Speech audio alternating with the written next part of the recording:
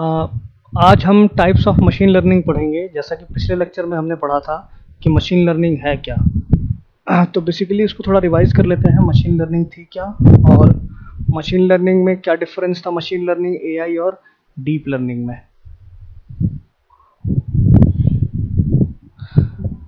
जैसा कि मैंने बताया था कि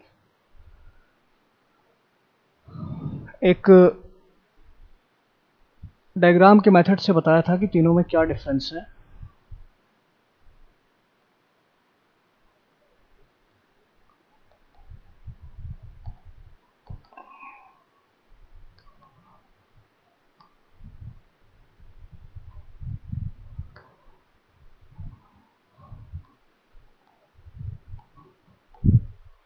ठीक है, जैसा बताया था कि आर्टिफिशियल इंटेलिजेंस जो है वो सुपर सेट था और आर्टिफिशियल इंटेलिजेंस के अंदर ही आपका एमएल यानी मशीन लर्निंग आती थी और मशीन लर्निंग का पार्ट ही डीप लर्निंग था। यानी कि डीप लर्निंग में वो सारी चीज़ें होंगी जो मशीन लर्निंग और एआई में है, और मशीन लर्निंग में वो सारी चीज़ें होंगी जो एआई में है। बट एआई जो है, जरूरी नहीं कि एआई का कोई पार्ट है तो मशीन लर्निंग का भी पार्ट हो या डीप लर्निंग का भी पार्ट हो।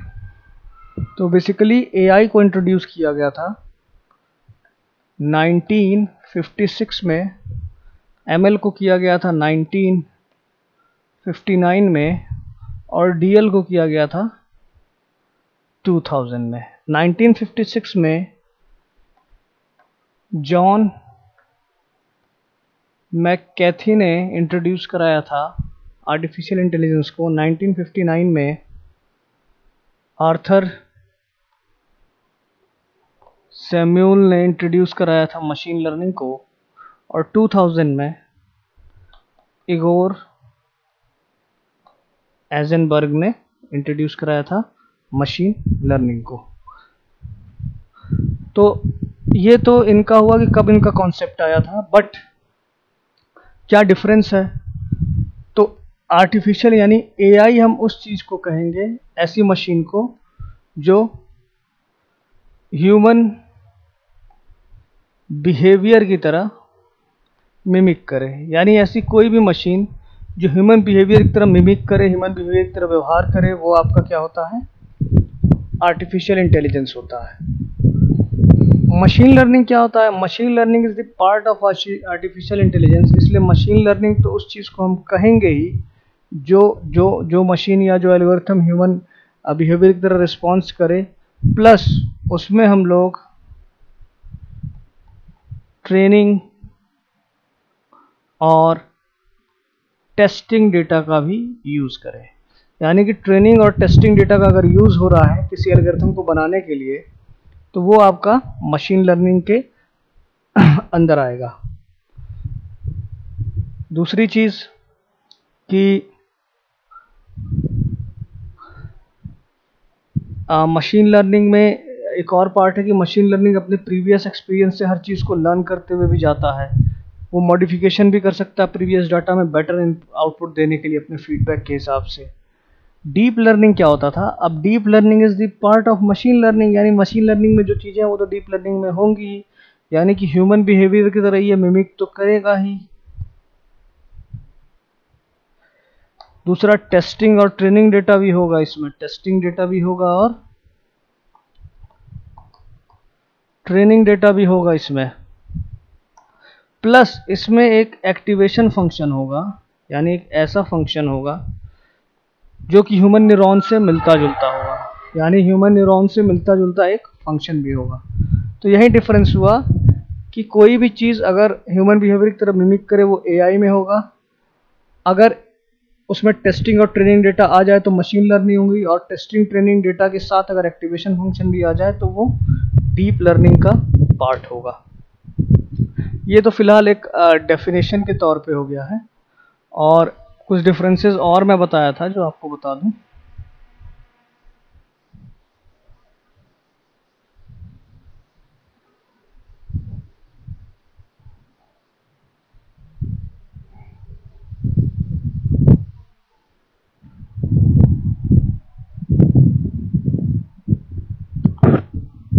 एक डिफरेंस ये था कि एक डायग्राम की मदद से हम समझते हैं, जो मैं बताया था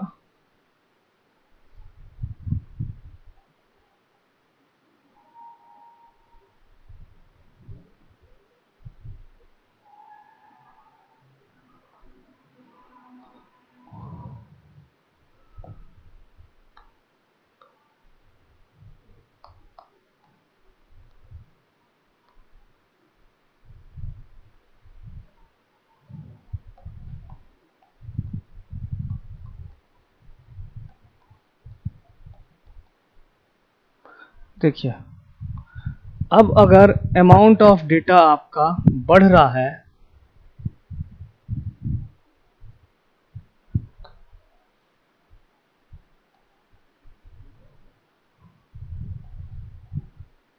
यहां लिखा हुआ है कि अगर अमाउंट ऑफ डेटा बढ़ रहा है तो मशीन लर्निंग के केस में क्या हो रहा है कि एक्सपोनेंशियली परफॉर्मेंस बढ़ रहा है, यानी एक लिमिटेड अमाउंट ऑफ डेटा के लिए परफॉर्मेंस एक्सपोनेंशियली बढ़ रहा है, यानी कि बहुत तेजी से बढ़ रहा है। और उसके बाद एक सर्टेन अमाउंट ऑफ डेटा पे, अगर हम यहाँ पे मान लें यहाँ सर्टेन अमाउंट ऑफ डेटा कुछ है, वहां से परफॉर्मेंस कांस्टेंट हो जा रही है। बट डीप लर्निंग के केस में परफॉर्मेंस डेटा के साथ ग्रेजुअली बढ़ रहा है। जहां पे परफॉर्मेंस बहुत अच्छा था मशीन लर्निंग का, वहां डीप लर्निंग का परफॉर्मेंस कुछ खास दिखाई नहीं दे रहा है जब तक डेटा कम था। जैसे जैसे डेटा बढ़ता गया है, धीरे धीरे मशीन लर्निंग का डीप लर्निंग का परफॉर्मेंस जो है मशीन लर्निंग के इक्वल हो गया है। और फिर डेटा को और बढ़ा रहे हैं तो डीप लर्निंग की परफॉर्मेंस मशीन लर्निंग से भी बेहतर होते जा रही है, और एक समय आप बहुत ऊपर जाके ये भी लीनियर हो गया है। यानी कि अमाउंट ऑफ डेटा अगर आपके पास ज़्यादा है तो उस केस में डीप लर्निंग की परफॉर्मेंस जो है मशीन लर्निंग से बेटर होगी, और अमाउंट ऑफ डेटा अगर लिमिटेड है, कम है, तो उस केस में मशीन लर्निंग की परफॉर्मेंस डीप लर्निंग से बेटर होगी। तो पहली चीज़ तो ये डायग्राम से डिफरेंस समझ में आ गया। दूसरा क्या, दूसरा यही डिफरेंस है कि मशीन लर्निंग में अमाउंट ऑफ ट्रेनिंग डेटा जो होता है वो आपका ज़्यादा होता है amount of training data in deep learning, और मशीन लर्निंग में अमाउंट ऑफ टेस्टिंग डेटा जो होता है वो ट्रेनिंग डेटा जो होता है आपका कम होता है मशीन लर्निंग में as compare to deep learning, और टेस्टिंग डेटा ज़्यादा होता है मशीन लर्निंग में as compare to deep learning. ये एक डिफरेंस इस तरीके से आप बता सकते हैं। और एक एक्टिवेशन फंक्शन वाला डिफरेंस तो था ही कि डीप लर्निंग में हम एक्टिवेशन फंक्शन का भी यूज़ करते हैं। इसके बाद मैंने कुछ की टर्मिनोलॉजीज बताई थी आपको मशीन लर्निंग से रिलेटेड। वो की टर्मिनोलॉजीज क्या क्या थी?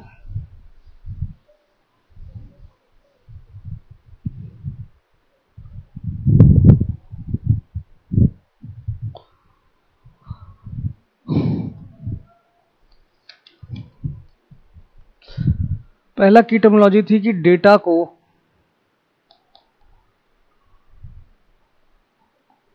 इंफॉर्मेशन में कन्वर्ट करता है। दूसरा की टर्मिनोलॉजी ये थी कि डेटा का एनालिसिस करता है, या कह सकते हैं प्रॉब्लम सॉल्विंग टूल की तरह भी यूज हम इसे करते हैं। और डेटा का क्या करता है, एनालिसिस करता है। खैर ये तो प्रोसीजर का पार्ट हुआ, जो मैं बता रहा हूँ ये की पॉइंट ये है कि डेटा को इंफॉर्मेशन में कन्वर्ट करेगा, प्रॉब्लम सॉल्विंग टूल्स की तरह यूज होगा, कॉम्बिनेशन ऑफ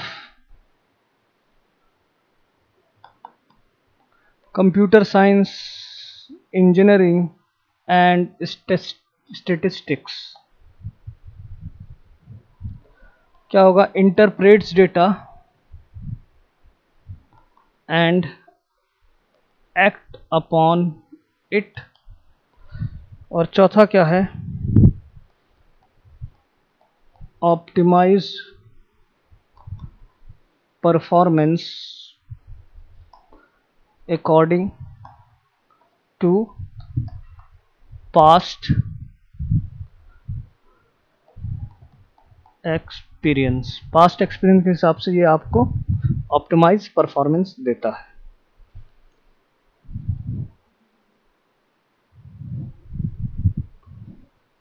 ठीक है, तो एक चीज तो ये हो गई थी, ये तो आपको बता दिया गया। दूसरी चीज, इसको एक बार और देख लेते हैं। जैसे डेटा को इन्फॉर्मेशन में कन्वर्ट करता है, ये तो मैं आपको बता ही था कि डेटा को जो डेटा उसको मिला रहेगा ट्रेनिंग डेटा, उसको इन्फॉर्मेशन में कन्वर्ट करेगा।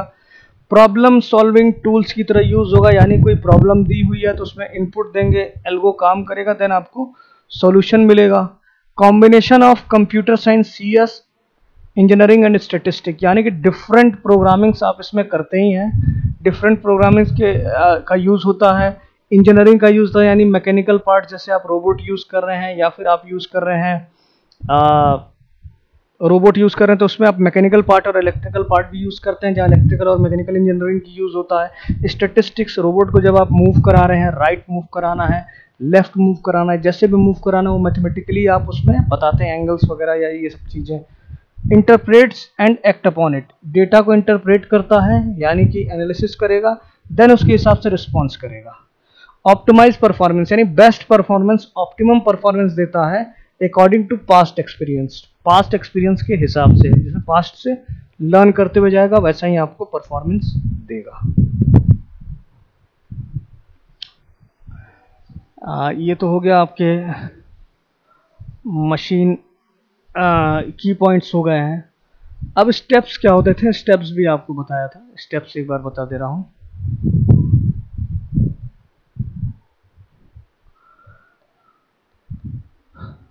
Steps in machine learning, machine learning में स्टेप्स क्या क्या थे, थोड़ा सा और ऊपर लिख देता हूँ, यहाँ क्लियर नहीं होगा।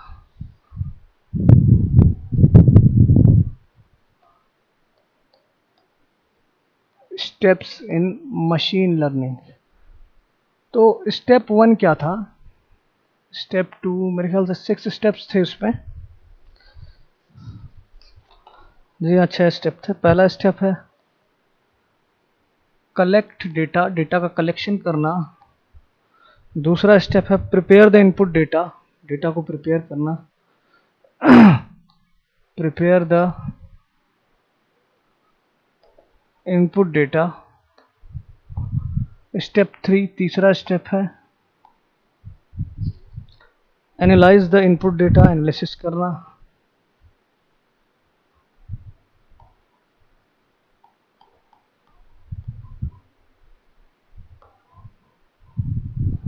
स्टेप 4 है एल्गोरिथम डेवलपमेंट,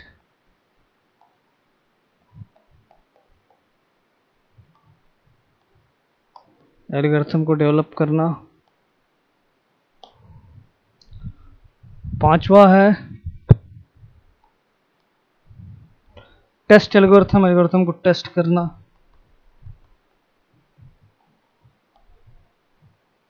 और छठवा यूज इट, स्टेप 6 है एल्गोरिथम को यूज करना। तो ये सारे स्टेप्स थे मशीन लर्निंग में। एक बार और मैं आपको बताना चाहूँगा। पहला कलेक्ट डेटा, यानी डेटा का कलेक्शन करेंगे। सबसे पहले आप कलेक्ट डेटा, डेटा को कलेक्ट करेंगे। प्रिपेयर द इनपुट डेटा, यानी कि उस डेटा में से जो काम की चीज़ें हैं उसको प्रिपेयर करेंगे, उसको आप रखेंगे। जो काम की चीज़ें नहीं हैं उसको आप बाहर निकाल देंगे।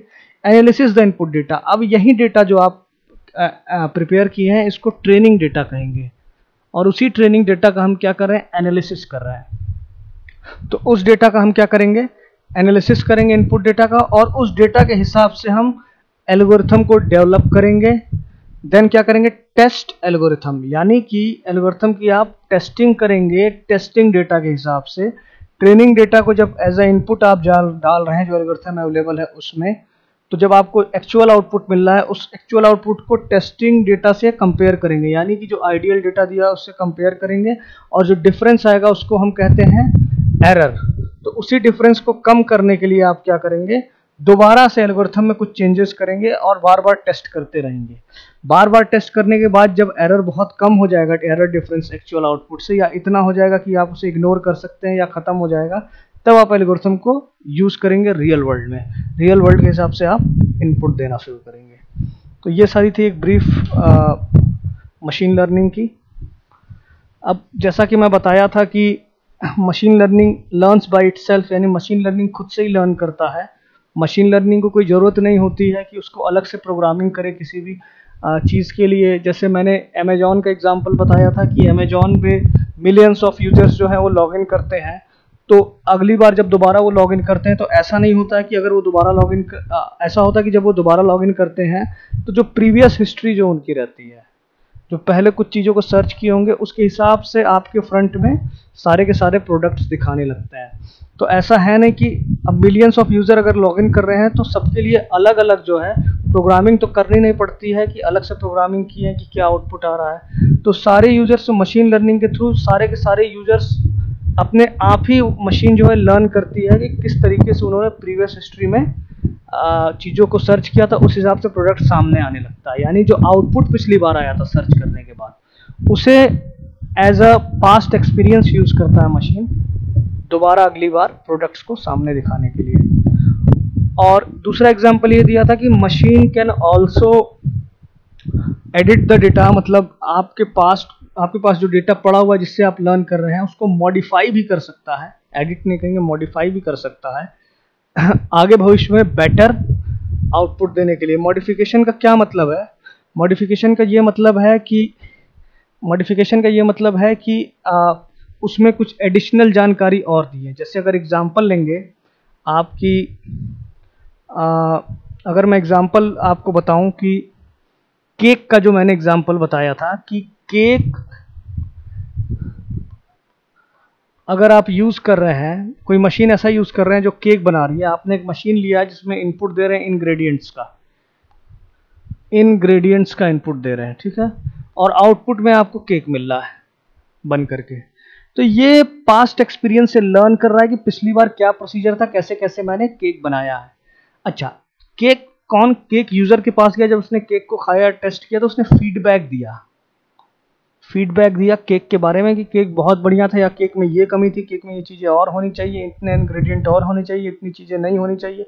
तो इस हिसाब से, फीडबैक के हिसाब से अपने पास्ट वाला जो प्रोसीजर है जिसके हिसाब से वो केक बनाता है उसमें मॉडिफाई करेगा, और मॉडिफिकेशन फीडबैक के हिसाब से करके दोबारा आपको और अच्छा आउटपुट देगा। तो ये एक लेमैन के लैंग्वेज में मैंने बताया है आपको कि बेसिकली मॉडिफिकेशन में होता क्या है। मॉडिफिकेशन में ये होता है कि किसी भी चीज़ का फीडबैक यूज़र देता है यूज़ करने के बाद, और पास्ट एक्सपीरियंस से मशीन लर्न तो करता ही है, प्लस फीडबैक के हिसाब से वो एडिट करता है, फीडबैक के हिसाब से मॉडिफाई करता है प्रीवियस डेटा को, और अगली बार बेटर आउटपुट देता है। तो ये जो है आपका एक डिफरेंस था, वो था इंट्रोडक्शन आपके मशीन लर्निंग का। इसके बाद हम देख लेते हैं types of machine learning. Machine learning कितनी टाइप्स की होती है?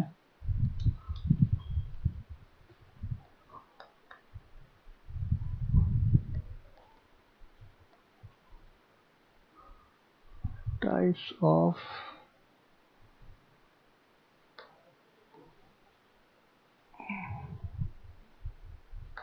मशीन लर्निंग, ठीक है।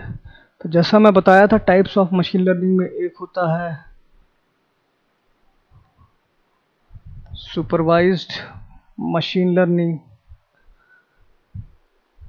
एक होता है अनसुपरवाइज्ड लर्निंग, और एक होता है री इन्फोर्समेंट लर्निंग। तो यहाँ कुछ चीज़ें लिख लेता हूँ, अभी आपको एक्सप्लेन करूँगा। Training data, both input and output,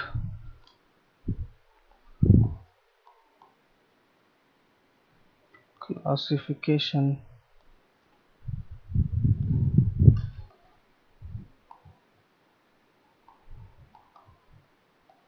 Naive Bayes algorithm,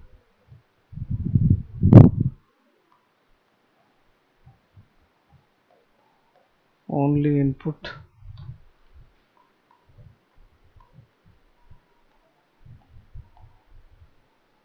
clustering,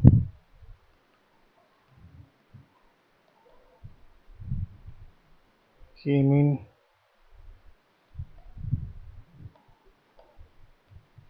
reward, feedback, Q-learning,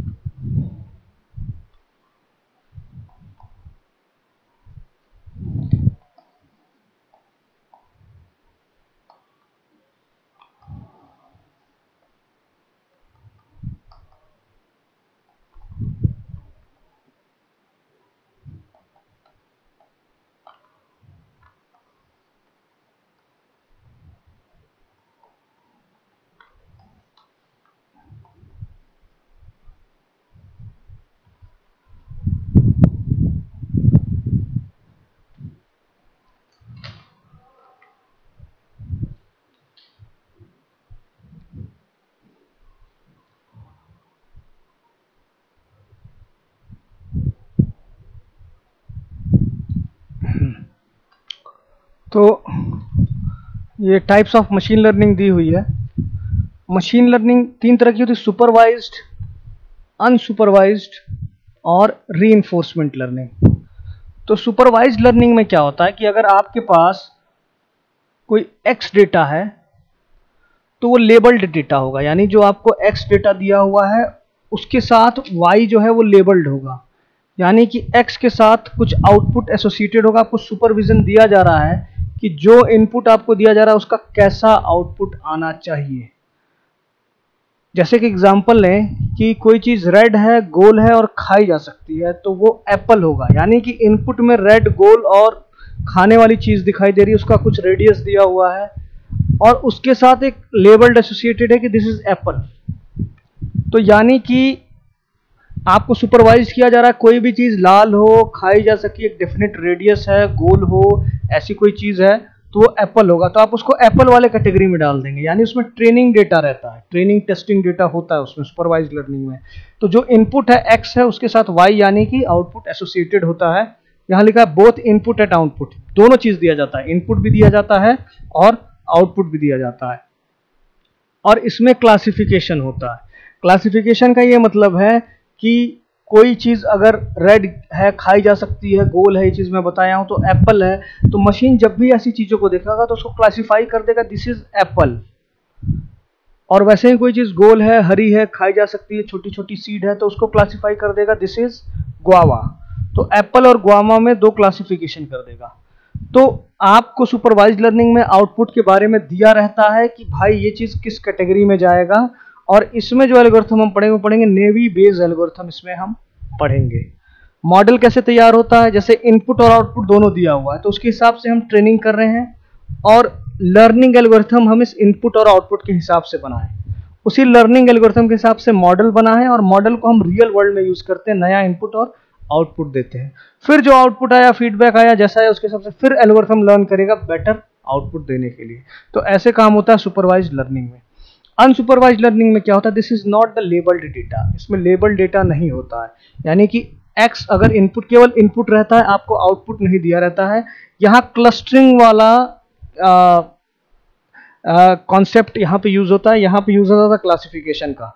clustering का मतलब ये है कि आपको इनपुट में कोई चीज लाल, गोल और खाने वाली दी गई है, तो वो क्या एप्पल है, तो ये चीज उसमें नहीं बताया गया आपको, ये चीज आपको नहीं बताया गया कोई चीज गोल है, लाल है, खाई जा सकती है तो वो एप्पल है, आपको खुद समझना है वो चीज है क्या।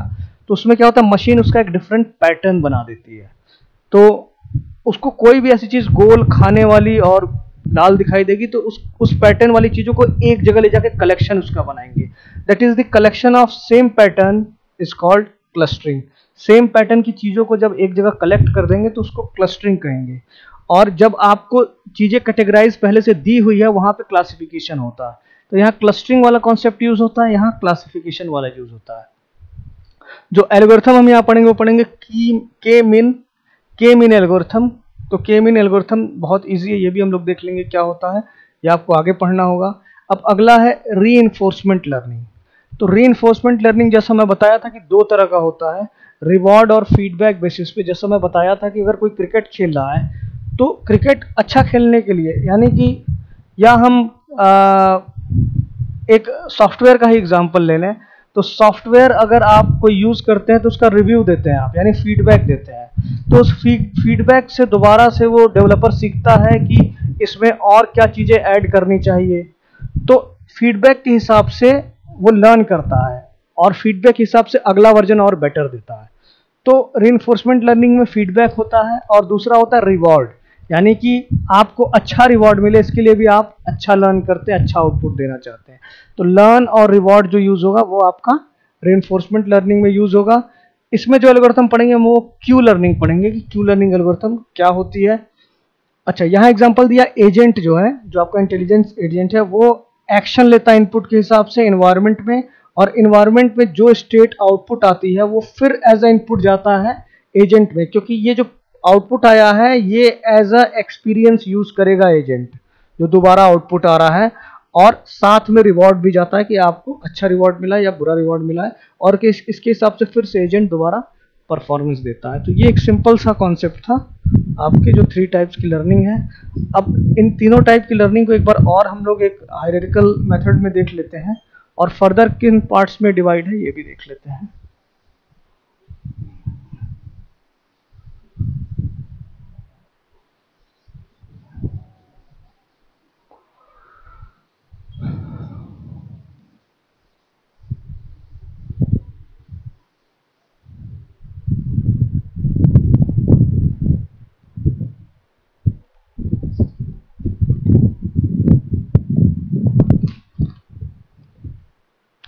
टाइप्स ऑफ मशीन लर्निंग में जैसा मैं बताया था, पहला है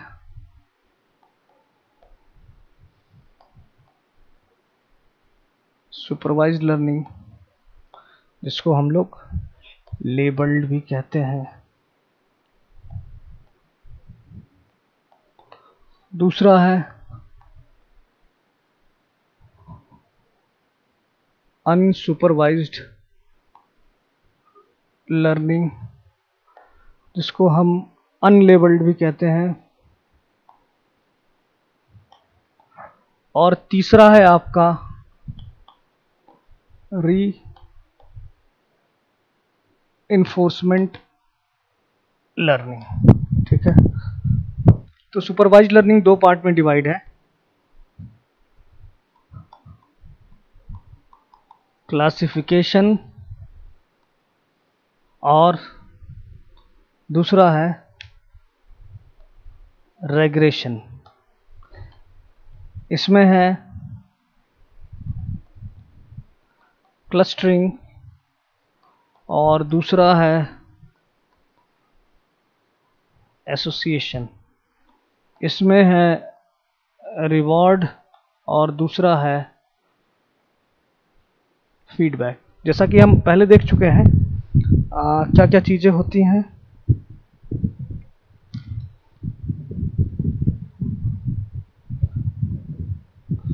जैसा कि हम देख चुके हैं क्या क्या चीज़ें, जैसे टाइप्स ऑफ लर्निंग में सुपरवाइज्ड लर्निंग है।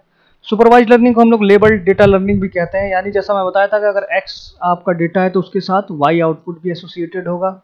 अच्छा, ये 2 तरीके का होता है, क्लासिफिकेशन और रेग्रेशन। तो क्लासिफिकेशन जैसा मैं बताया था कि खुद ही आउटपुट मतलब y जो है आपके साथ लेबल्ड रहता है x इनपुट के साथ, वो बताएगा किस कैटेगरी में डेटा जाएगा, यानी उसको क्लासिफाई करेगा। इसमें कलर्स का क्लासिफिकेशन आ सकता है, रेड, ब्लू, या इस तरीके से आ सकता है एप्पल है या गुआवा है, इस तरीके से क्लासिफिकेशन किया जाता है। रेग्रेशन में क्या होता है कि आप डिफरेंट कलेक्शंस बनाते हैं वैल्यू के हिसाब से। इसमें जहां वैल्यू यूज होगा वहां रेग्रेशन का यूज होगा। जैसे डॉलर्स है तो $1 $2 है तो दोनों डॉलर, बट उसकी वैल्यू तो अलग अलग है, तो वैल्यू के हिसाब से डिवीजन जब होता है तो उसे हम रेग्रेशन कहते हैं। या वेट देख लें, वेट भी आपके वैल्यू के हिसाब से ही होता है। अनसुपरवाइज्ड लर्निंग जैसा बताया था अनलेबल्ड होता है, यानी एक्स कोई डेटा है तो वो लेबल्ड नहीं है, यानी उसके साथ कुछ आउटपुट एसोसिएटेड नहीं है। ये 2 तरीके होते हैं, क्लस्टरिंग और एसोसिएशन। क्लस्टरिंग जैसे बताया था कि पैटर्न्स बना करके कोई भी चीज़ अगर वो आइडेंटिफाई करता है तो उसके साथ लेबल्ड डेटा तो होता नहीं है जो बताएगा ये है क्या चीज़, तो ये खुद ही पैटर्न बना के उसका कलेक्शन, सेम पैटर्न्स का कलेक्शन अलग बना लेता है, जिसको क्लस्टर कहते हैं। तो क्लस्टरिंग यूज होता है, अलग अलग क्लस्टर्स बनाते हैं सेम पैटर्न का। और जब कभी आपको आउटपुट देना रहता है तो जिस हिसाब से इनपुट मिलता है ये उस वाले क्लस्टर में जाएगा जिस पैटर्न से इनपुट मैच कर रहा होगा, और वहां से एक्सपीरियंस लेकर के ऑप्टिमम आउटपुट देगा। एसोसिएशन का मतलब है कि कोई चीज एक्स है और उससे एसोसिएटेड अगर वाई भी है तो वैसे डेटा एसोसिएशन में आएंगे। जैसे बैट, बैट के साथ आदमी बॉल भी लेगा। जैसे आप कह सकते हैं कोई भी पेयर ऑफ सामान है तो वो एसोसिएशन में आता है, उस तरह का कलेक्शन अलग होता है। अगला होता है रीइंफोर्समेंट लर्निंग। तो रीइंफोर्समेंट लर्निंग में जैसा बताया था 2 होता है, रिवॉर्ड और फीडबैक। तो अभी आपको बताया था कि रिवॉर्ड के लिए अगर कोई अच्छा लर्न करता है तो वो रिवॉर्ड है, और अगर फीडबैक मिलता है किसी भी चीज़ों का तो फीडबैक के हिसाब से दोबारा मॉडिफाई करता है अपने प्रीवियस डेटा को बेटर आउटपुट देने के लिए, तो फीडबैक में आएगा, रीइंफोर्समेंट लर्निंग के फीडबैक पार्ट में आएगा। इसका मैंने बताया था नेव बेस्ड एल्गोरिथम, इसका एक एग्जाम्पल होगा जो आगे पढ़ेंगे आप। एग्जाम्पल होगा इसका, होगा अनसुपरवाइज्ड का के मीन क्लस्टरिंग होगा एग्जाम्पल, और रीइंफोर्समेंट का क्यू लर्निंग एग्जाम्पल होगा। तो ये तीनों एग्जाम्पल आप आगे जाकर के आगे के लेक्चर्स में पढ़ेंगे जैसा मैं बताया था।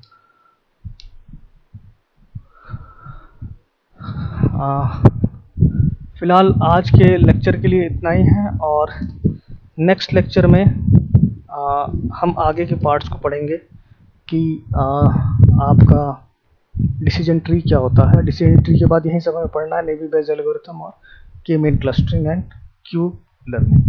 आज के लिए फ़िलहाल इतना ही। Thank you.